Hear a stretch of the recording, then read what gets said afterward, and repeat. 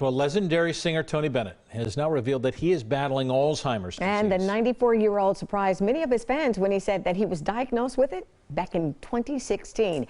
Now, he's still been performing and recording, and as our very own Colleen Marshall just found out, she's here to tell us a little bit more about how that performing is actually helping him. Well, you know, I was shocked when I found out he was diagnosed in 2016. Yeah. You've seen him on the air, you've seen him doing concerts and performing and recording with other people. Now, he revealed all of this in an interview in AARP magazine. Much of the information is actually coming from his wife, Susan, who right now is also his caretaker.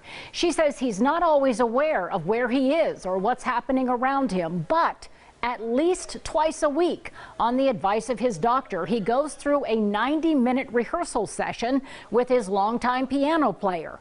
His doctor believes the music stimulates his brain and may slow the progress of Alzheimer's. So far, he's been spared the worst symptoms of the disease, like episodes of terror, aggression, or depression.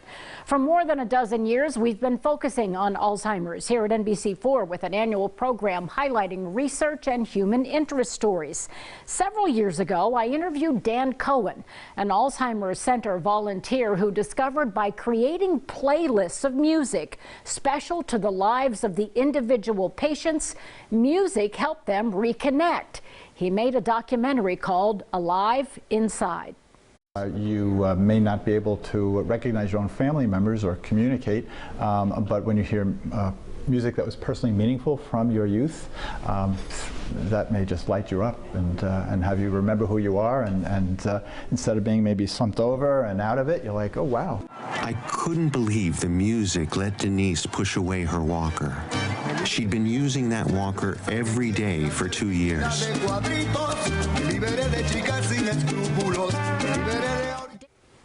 Music is magical, and the doctor for Tony Bennett believes that is enhancing his life and his ability to stave off some of the symptoms.